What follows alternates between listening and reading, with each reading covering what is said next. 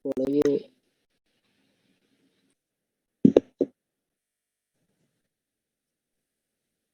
Baik, Bu. Ada pembacaan ayat suci Al-Quran dulu ya.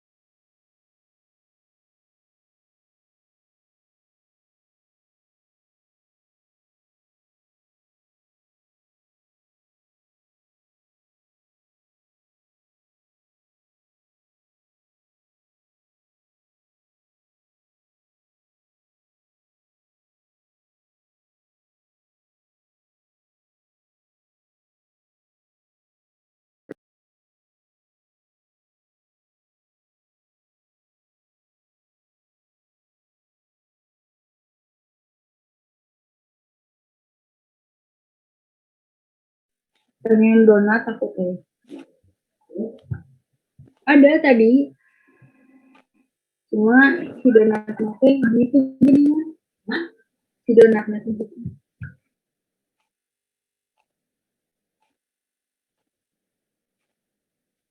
Sambil menunggu, ada yang memimpin pembacaan ayat suci Al-Quran?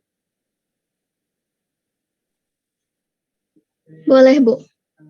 Nah, bismillahirrahmanirrahim. Sebelum kita memulai acara pembelajaran gitu ya pada sore kali ini, alangkah baiknya kita membaca bismillah bersama-sama. Bismillahirrahmanirrahim. Nah, selanjutnya saya akan membacakan surat Ad-Duha sebelumnya. Mohon maaf karena berisik di sini gitu ya. Jadi mohon maaf apabila terganggu. A'udzu billahi minasy syaithanir rajim. Bismillahirrahmanirrahim. Wad-duha wal-laili idza saja. Ma wadda'aka rabbuka wa ma qala. Walal akhiratu khairul laka minal ula. Wala sawfa yu'tika rabbuka fatarda. Alam yajidaka yatiman fa'awa. Wa wajadaka dhallan fahada. Wa wajadaka 'ailan fa'aghna. Fa'ammal yatima fala taqhar. Wa ammas sa'ila fala tanhar. Wa amma bi ni'mati rabbika fahaddits. Shadaqallahul adzim. Maka diserahkan lagi kepada Bu Imel. Terima kasih, Mel. Terima kasih yang membacakan ayat suci Al-Quran. Semoga kita semua mendapatkan keberkahannya. Bismillahirrahmanirrahim. Assalamualaikum warahmatullahi wabarakatuh. Mari kita langsung saja mendengarkan presentasi di pertemuan kita yang ketiga ini mengenai teori belajar tebal ya. Kepada kelas 2, Ibu persilahkan.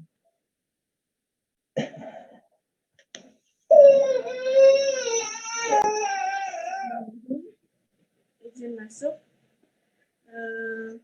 Untuk sekarang yaitu sesi jawab dari pertanyaan yang sudah ditampung sebelumnya.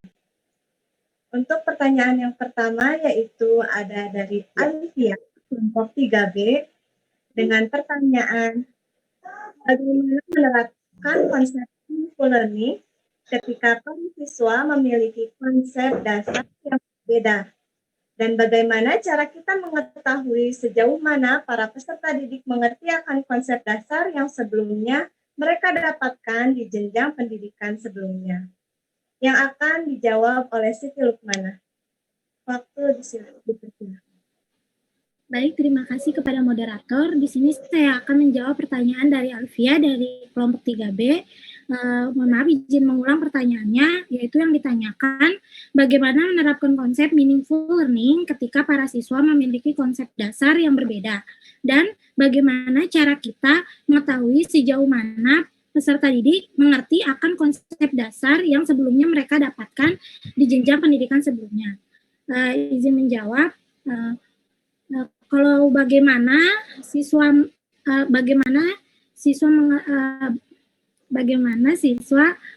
memiliki konsep dasar yang beda bisa melakukan bisa diterapkan konsep ini, yaitu dengan balik lagi ke perencanaan. Ada tahap advance organizer di mana itu merupakan perencanaan awal, yaitu sebelum masuk ke materi baru, mengarahkan siswa ke materi yang akan dipelajari, yaitu dikaji lebih dulu, diberi pertanyaan terlebih dahulu. Lalu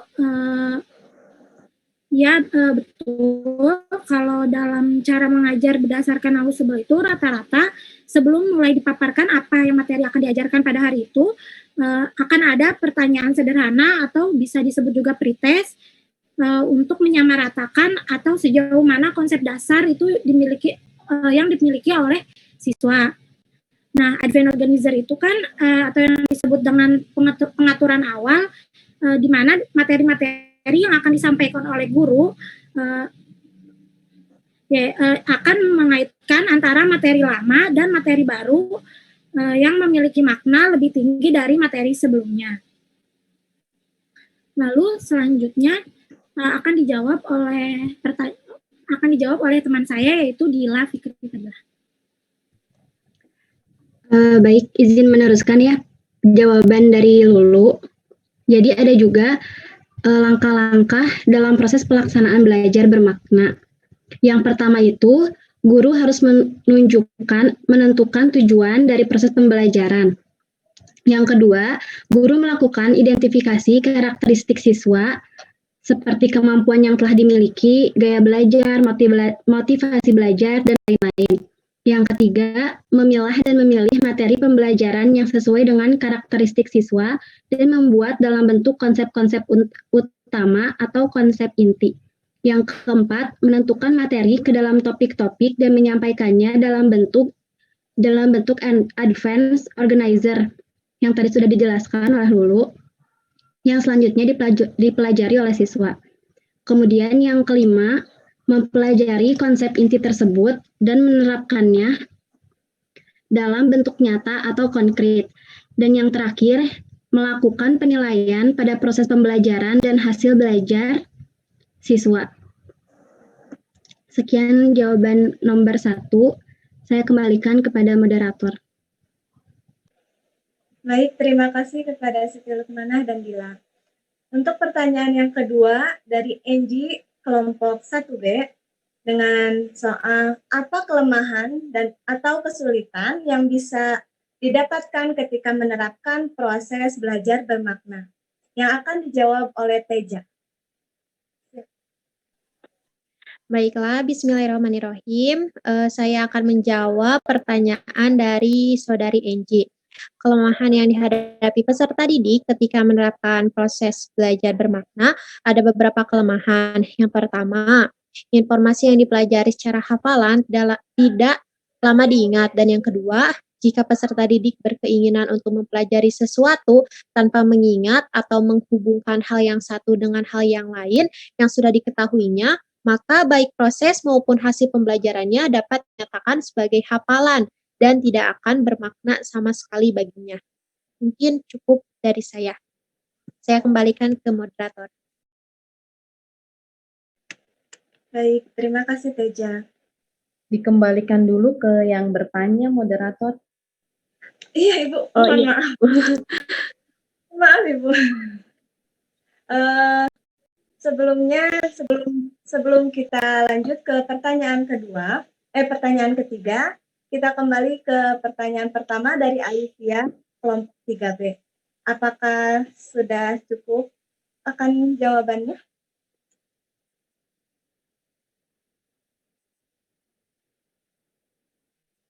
Baik.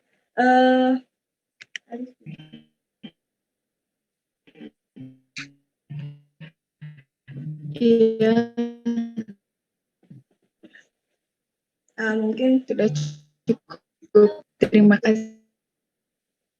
baik. Dari teman-teman semua, adakah yang ingin menambahkan? Izin menambahkan ya. Cukup satu orang. Izin menambahkan. Silahkan, Nining. Saya izin menambahkan dari pertanyaan Alivia ya. Menurut saya setuju dengan pendapat Siti Lukmana yang tadi tentang pretest. Nah, menurut saya sebelum kita melakukan pembelajaran di SMA atau sederajat, hendaknya itu kita melakukan pretest terlebih dahulu agar kita tahu batas kemampuan atau teori yang telah mereka serap dari jenjang sebelumnya. Nah, di sana kita bisa tahu materi atau konsep yang seperti apa yang diterapkan oleh semua peserta didik.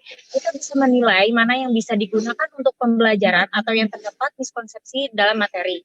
Oleh karena itu, kita mengevaluasi materi dari daya serap anak sebagai proses pembelajaran. Terima kasih.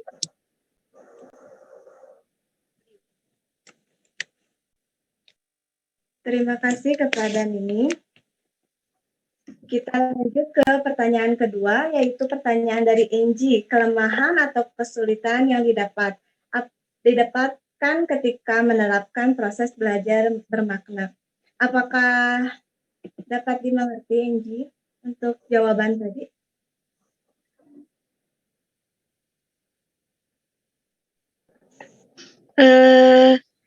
Sebelumnya mohon maaf ya, maksud saya dalam prosesnya gitu, bukan gimana ya?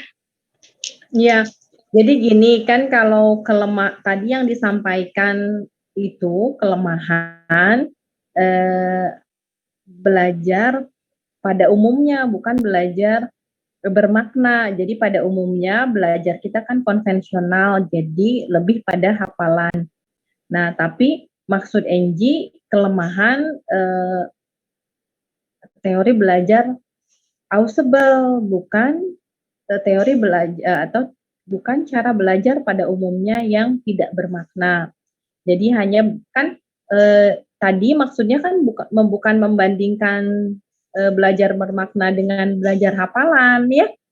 Kalau belajar hafalan itu bukan kelemahan dari belajar bermakna, tapi memang itu memang tipikal dari belajar hafalan. Mereka hanya menghafal. Nah, kan kalau belajar bermakna, di sini ada tahapan-tahapan yang harus dilalui peserta didik agar sampai pada pemahamannya. Ya, jadi pemahamannya atau inquiry. Jadi sampai pada kesetimbangan pemahamannya, di mana yang terjadi di lapangan dengan teori yang diterimanya itu klop di level kognitifnya. Nah, kelemahan apa yang mungkin ditemukan dalam menerapkan belajar bermakna ini dalam prosesnya? Mungkin itu. Kalau tadi dibandingkan dengan belajar hafalan, ya tentu kan makanya hadir belajar juga untuk solusi terhadap belajar yang selama ini atau yang zaman dulu itu belajarnya hanya hafalan, tapi peserta didiknya tidak tahu makna dari apa yang dihafalkannya. Betul ya seperti itu, Angie? Maksud Angie? Iya Bu, maksud saya seperti itu gitu. Ya. Dalam penerapannya apa aja gitu ya? Dalam penerapannya. Ya, dalam penerapannya. Kalau belajar hafalan tentu itu kan sudah jadi kelemahan, oleh karenanya masukannya itu harus kita tinggalkan digantikan dengan belajar bermakna. Nah, Ibu jawab ya. Yang pertama dari segi waktu, Angie. Jadi tentu belajar bermakna ini memerlukan waktu yang cukup lama karena kita harus step by step menempuh prosesnya. Nah, setiap proses dari mulai advanced organizer ya, kemudian nanti kalau ada dysecrorobium, ada konflik kognitif di mana siswa belum bisa menerima informasi dan menghubungkan dengan teorinya yang baru, maka dia harus kembali lagi ke tahap awal ya. Nah, proses-proses itu tentu memerlukan waktu dan tentu perlu ekstra guru dalam menjelaskannya. Itu kelemahannya. Sehingga kita membutuhkan media, kemudian juga model pembelajaran, langkah-langkah pembelajaran yang sistematis agar setiap tahapan dari belajar bermakna ini terpenuhi ya. Nah, tadi dikatakan sama yang menjawab sebelumnya ada dalam aspek perencanaan. Betul, agar kita efisien dan efektif, maka dari segi perencanaan kita harus sangat matang, sehingga nanti tidak dimungkinkan waktunya terukur. Jadi dari proses ini ke sini sekian lama waktunya, dari sini ke sini sekian lama waktunya, sehingga jika tidak tercapai, ini biasanya siswanya ini akan terpisah ya, agar yang sudah tercapai bisa terus running well, sementara yang belum, yang misalnya mengalami konflik kognitif di mana dia belum paham lah katakan gitu ya, belum mencapai kebermaknaannya, dia bisa mengulang ya dengan kelas yang terpisah. Mungkin beberapa treatment yang bisa dilakukan itu. Nah, yang ketiganya tentu gurunya ekstra, siswanya juga ekstra. Tapi jika sudah mencapai level belajar bermakna, maka pemahamannya ini akan tertanam gitu, akan tertanam sehingga siswa mendapatkan pemahamannya dengan tepat, benar, dan tentunya tidak miskonsepsi ya. Jadi meskipun sedikit tapi tertanam ya. Ada informasi yang diberikan banyak, tapi siswanya pas ditanya, oh tidak tahu apa-apa, tidak paham apa-apa. Tapi beberapa dengan belajar bermakna ini, dia bisa memahami meskipun sedikit, tapi dia paham. Jadi sedikit tapi dalam, daripada luas hanya permukaan saja. Mungkin itu yang Ibu tambahkan untuk menjawab pertanyaan dari Angie. Angie, gimana? Ada yang ditanyakan atau sudah cukup puas dari ketiga aspek kelemahan itu? Jadi terletak pada waktu, kemudian prosesnya, dan guru serta peserta didik yang terlibat di dalamnya. Itu saja. Ya. Silahkan dilanjut. Terima kasih banyak. Baik Ibu, terima kasih banyak untuk tambahan serta pelengkapan. Nah, untuk pertanyaan yang ketiga ada dari Siti Hindi, perwakilan kelompok 2B, yaitu mengenai mengapa teori belajar bermakna lebih memberikan contoh pada pelajaran matematika. Lalu bagaimana contoh implikasi teori belajar bermakna ini dalam memudahkan siswa mempelajari salah satu materi pelajaran kimia? Yang akan dijawab oleh Fitri. Silahkan. Baik, terima kasih kepada moderator. Bismillah, saya akan menjawab pertanyaan dari Hindi. Menurut hasil diskusi kami, jadi mengapa pertanyaannya tadi ya, mengapa belajar bermakna memberikan penerapan pada pembelajaran matematika. Mohon maaf, izin mengulang ya. Pertanyaannya, mengapa teori belajar bermakna lebih memberikan contoh penerapannya pada pelajaran matematika, dan lalu bagaimana contoh implikasi belajar bermakna ini dalam memudahkan siswa mempelajari salah satu materi pelajaran kimia, dan apakah pelajaran matematika merupakan salah satu pelajaran yang susah untuk dipahami siswa. Nah, mengapa matematika menjadi pelajaran yang istilahnya horor gitu ya oleh siswa adalah karena matematika dianggap sebagai ilmu yang sulit untuk dipahami karena abstrak. Namun, menurut Brian, Hartman, dan Kim, bahwa tidak semua kesulitan siswa dalam matematika berhubungan dengan pengetahuan anak tentang matematika Beberapa mencerminkan masalah lain seperti memori, kesulitan dalam mengingat masalah matematika, lemahnya keterampilan perhitungan, jumlah pembalikan, dan kesulitan memahami tanda-tanda operasi. Kemudian, karena matematika ini merupakan salah satu pelajaran yang cukup sulit, oleh karena itu guru harus mengemas konsep matematika tersebut menjadi lebih menyenangkan dan pembelajarannya harus menerapkan pembelajaran yang menerapkan masalah kontekstual. Pembelajaran dengan menggunakan masalah-masalah kontekstual dalam pembelajaran yang menyenangkan sejalan dengan prinsip bahwa pembelajaran harus bermakna. Menurut Ausubel, yakni proses belajar bermakna ada dua macam, yaitu proses belajar bermakna dan proses belajar menghafal. Belajar bermakna merupakan suatu proses dikaitkannya informasi baru pada konsep-konsep yang relevan yang terdapat dalam struktur kognitif seseorang. Jadi, proses belajar bermakna tidak sekedar menghafal konsep-konsep atau fakta-fakta belaka saja, namun berusaha menghubungkan konsep-konsep dan fakta tersebut untuk menghasilkan pemahaman yang utuh, sehingga konsep yang mudah dipelajari dipahami secara baik dan tidak mudah dilupakan. Kemudian untuk jawaban selanjutnya akan ditambahkan oleh rekan saya.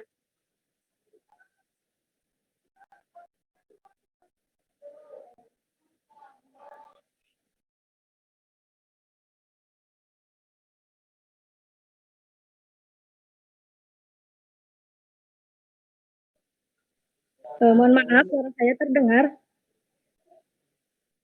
Terdengar. Baik, di sini saya akan menambahkan sedikit dari jawaban Fitri. Nah, untuk teori pembelajaran bermakna Ausubel ini menekankan pada menghubungkan pengetahuan lama dengan pengetahuan baru ke dalam struktur kognitif siswa. Nah, strategi pembelajaran contextual teaching and learning yaitu pembelajaran yang mengkontekstualkan materi dengan situasi dunia nyata. Nah, contohnya pada materi hidrokarbon dan prinsip advanced organizer. Advanced organizer adalah bahan pengait yang membantu mengaitkan konsep lama dengan konsep baru yang lebih bermakna. Nah, konsep lama siswa yaitu konsep mengenai sifat fisis senyawa alkana, sedangkan konsep baru yang disampaikan yaitu penjelasan penerapan sifat fisis senyawa alkana dalam konteks dunia nyata. Nah, untuk contohnya pada pemanasan minyak goreng dan cracking pada mesin sepeda motor. Nah, untuk pengetahuan baru yang diterima siswa adalah proses pemanasan minyak goreng membuat ikatan atom karbon di dalamnya putus dan jika sampai mengeluarkan asap maka minyak tersebut sudah rusak. Pada tahap kelima yaitu mempelajari dan menerapkan konsep-konsep inti ke dalam bentuk nyata atau konkret. Nah, siswa diajak melihat kembali mengenai pengalaman kehidupannya ketika memakai bahan bakar untuk memasak dari mulai menggunakan kayu bakar, minyak tanah, hingga berkembang lagi menjadi gas LPG. Guru kemudian menjelaskan mengenai fakta pada saat ini yang menunjukkan bahwa banyak manusia yang mulai serakah dalam menggunakan minyak bumi, padahal minyak bumi adalah energi yang tidak dapat diperbaharui. Nah, mungkin cukup sekian teman-teman. Baik, terima kasih kepada Fitri dan Triani yang telah menjawab pertanyaan dari Siti Hindi. Yang ingin saya tanyakan, apakah sudah cukup untuk jawabannya, Siti Hindi? Ya, terima kasih sudah cukup jawabannya. Terima kasih kepada Triani dan Fitri. Lalu apakah ada teman-teman yang mau menambahkan?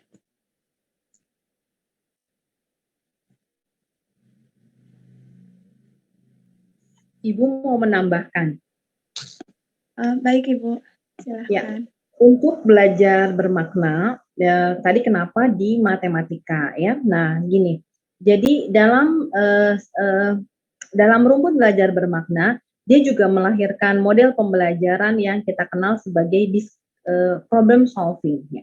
Nah, pada problem solving, jadi dia proses pemecahan masalah itu ada 2 kategori masalah. Masalah dalam kontekstual, jadi kontekstual itu masalah kimia dalam kehidupan sehari-hari, dan ada masalah konseptual, masalah kimia yang berhubungan dengan konsep kimia itu sendiri. Nah, salah satu yang banyak menemukan kesulitan yaitu di masalah perhitungan, hubungan kimia dengan perhitungan kimia. Jadi pada konsep-konsep yang berhubungan dengan perhitungan, siswa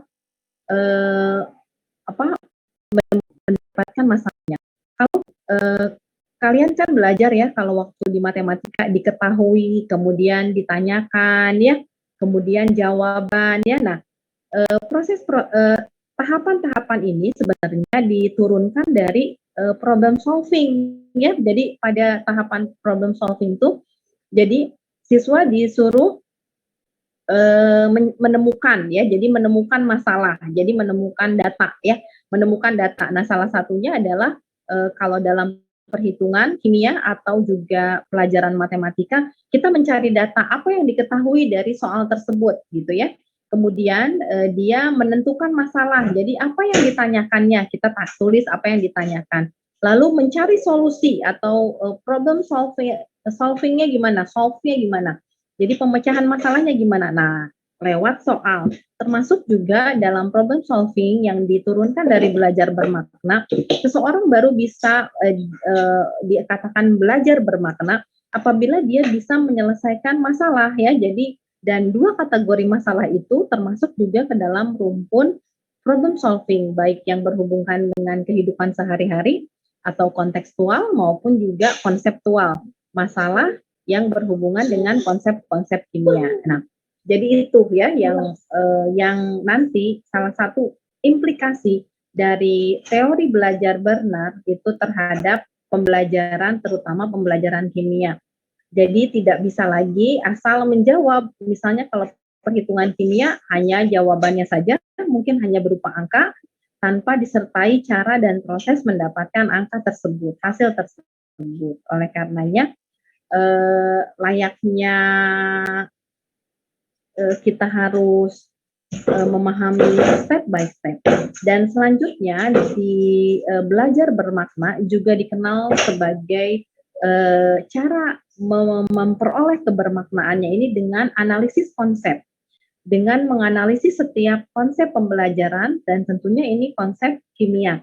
Dan lalu seorang siswa bisa dikatakan atau juga bahkan guru bisa dikatakan dia memiliki pemahaman belajar bermakna jika dia mampu menganalisis konsep dan menurunkannya menjadi peta konsep. Nah, itu jika dia sudah mencapai level itu, menganalisis konsep dan membuat peta konsep dari setiap konsep, maka dikatakan atau asumsinya dia memiliki kemampuan belajarnya bermakna. Jadi, karena jika siswa tidak mendapatkan belajar bermakna, maka dimungkinkan dia tidak bisa membuat analisis konsep atau juga peta konsep.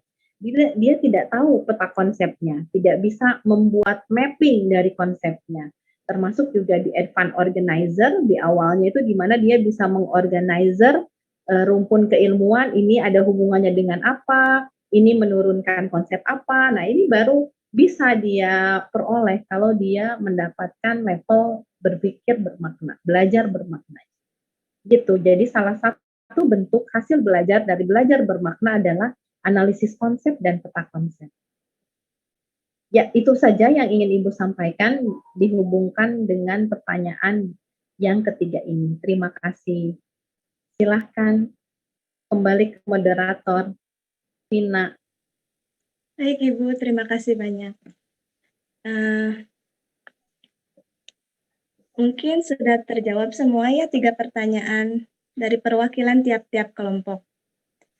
Untuk selanjutnya yaitu ada simpulan dari presentasi kami kali ini, yaitu menurut Ausubel, Belajar kognitif adalah suatu proses usaha yang melibatkan aktivitas mental yang terjadi dalam diri manusia sebagai akibat dari proses interaksi aktif dengan lingkungannya untuk memperoleh suatu perubahan dalam bentuk pengetahuan, pemahaman, tingkah laku, keterampilan, dan nilai sikap yang bersifat relatif dan berbekas. Klasifikasi belajar berdasarkan cara menerima pelajaran ada dua, yaitu belajar bermakna, meaningful learning, dan belajar menghafal, rote learning. Lalu selanjutnya ada prinsip belajar bermakna ada 4, yaitu pengaturan awal, diferensiasi progresif, belajar superordinat, penyesuaian integratif. Mungkin cukup sekian presentasi kami kelompok 2.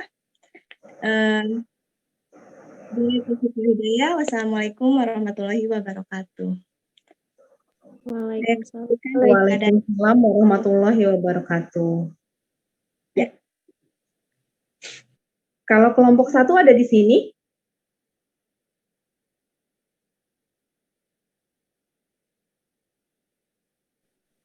Ada Ibu. Oh, boleh ya dikasih sedikit kesimpulan dari teori belajar Brunner?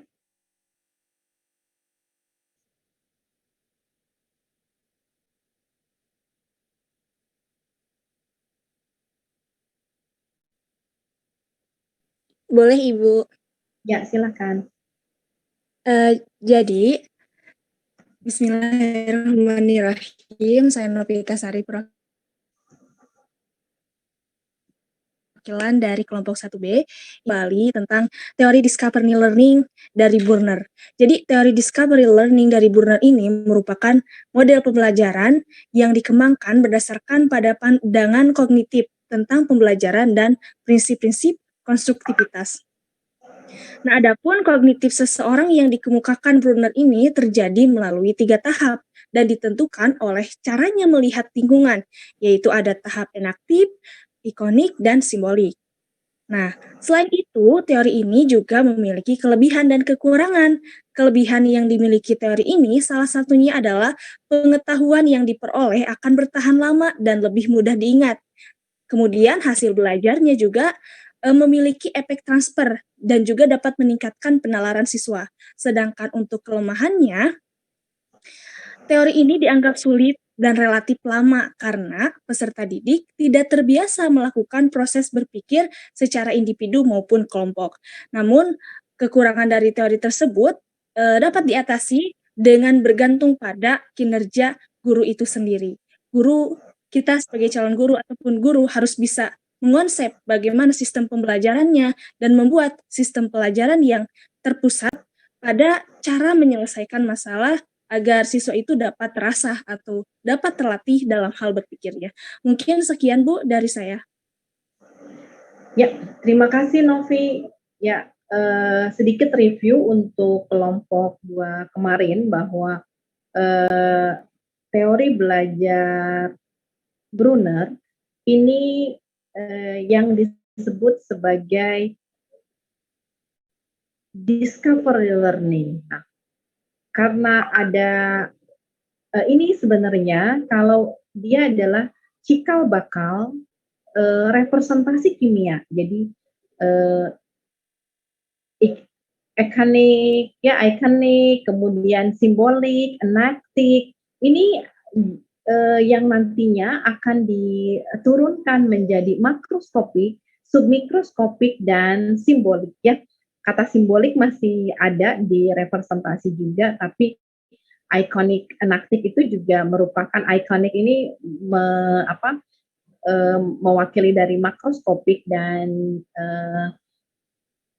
ikonik ini enaktik ini mewakili dari submikroskopik hari ini ya. Namun kan itu masih di permukaan di awal-awal. Jadi kalian biar paham maksud Ibu ini bahwa dalam perkembangan pembelajaran kimia ini tentu mengalami perkembangan. Tapi dia punya ibu. Jadi salah satunya teori belajar ini adalah mother teorinya. Ya, jadi kalau kalian sekarang mengenal representasi kimia, sebenarnya ibunya representasi adalah ini teori belajar Brunner. Ya. Sekarang kita jadi tahu bahwa dalam belajar itu harus ada hasil ya. Harus, maksudnya seorang bisa dikatakan dia berhasil belajar itu kalau mendapatkan hasil belajar. Jadi setiap orang juga mungkin belajar, tapi ada yang dapat hasil, ada yang tidak ya. Oleh karena yang tidak dapat hasil, ini harus dapat hasil kalau mau dikatakan belajar, itu intinya. Jadi sekarang kita tahu bahwa guru ini dalam mengajar, implikasinya itu harus menekankan bahwa siswanya atau peserta didiknya, pembelajarnya mendapatkan hasil dari apa yang dipelajarinya. Maka disebutkan jika kita siswa tidak mendapatkan hasil belajar atau guru tidak berorientasi pada hasil belajar, maka tidak akan mendapatkan apapun ya. Ini yang menjadi penting. Makanya kenapa pengaruh ini terhadap hasil belajar, pengaruh ini terhadap hasil belajar. Karena apa? Parameternya seorang bisa dikatakan berhasil belajar kimia, mendapatkan belajar bermakna, kemudian juga ini, kemudian di Barner ini istilahnya belajar penemuan. Kalau tadi Ausubel itu kata kuncinya adalah belajar bermakna, kalau Bronner ini adalah belajar apa? Penemuan ya.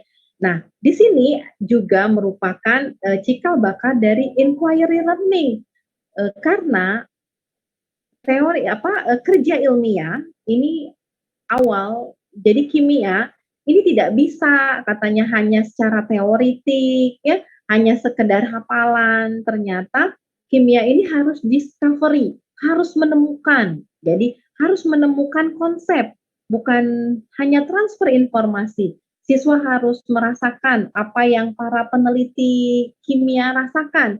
Dia merasakan menemukan sebuah teori dalam pembelajarannya. Nah, ini yang menjadi cikal bakal mengapa kalian melakukan praktikum dulu baru menemukan teori ya.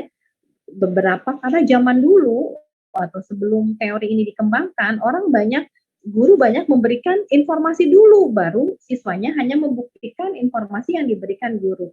Padahal menurut teori ini bahwa seorang Brunner itu belajar penemuan, orang siswa bisa dikatakan dia mendapatkan hasil belajar jika dia menemukan sendiri teorinya, jika dia menemukan sendiri ilmunya, jika dia menemukan sendiri konsepnya. Jadi seperti itu pada dasarnya teori belajar Brunner dikembangkan.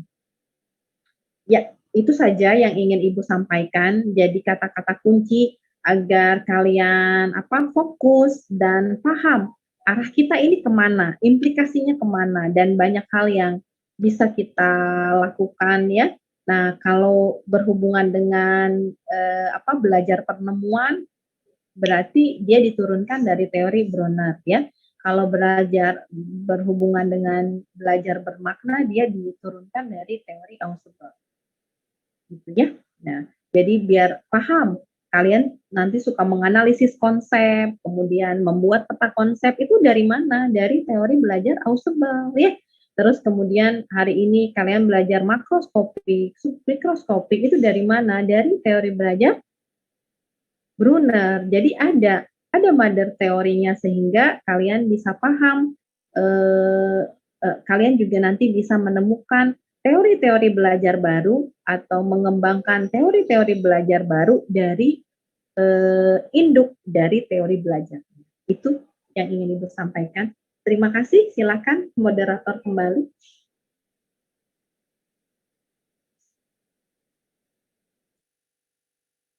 Terima kasih juga Ibu ucapkan pada kelompok 1 dan kelompok 2, luar biasa ya. Presentasinya juga luar biasa, jawabannya juga luar biasa. Ibu betul-betul apresiasi bahwa kalian semua fokus dan tentunya bersungguh-sungguh dalam melaksanakan tugas kali ini. Nah, harapannya Ibu juga seperti ini, kita Zoom tidak lama, presentasi sudah diupload, semuanya juga harus memahami, dan ini hanya ulasan tentang pertanyaan yang diajukan ya, karena Ibu juga lihat pertanyaannya bagus, sangat esensial dan memahami konteksnya sehingga pertanyaannya bernilai ya, dan Ibu kira pertanyaan yang kalian ajukan juga perwakilan dari pertanyaan-pertanyaan teman-teman yang lain tentang terkait hal ini. Jadi Ibu ingin ada pertemuan Zoom 2 minggu sekali ya, itu kenapa? Karena ada hal-hal yang harus diluruskan dan agak sulit jika Ibu ungkapkan di grup WA.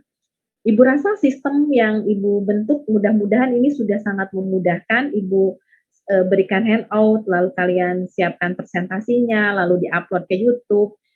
Secara bergantian kelompok yang tidak presentasi melakukan mengajukan pertanyaan, lalu kita nanti akan siapkan ruangan Zoom untuk menjawab pertanyaannya. Ya, bagus juga kalau setiap minggu kita ada ruangan Zoom, tapi terbatas, tidak terlalu lama, hanya untuk menjawab pertanyaan.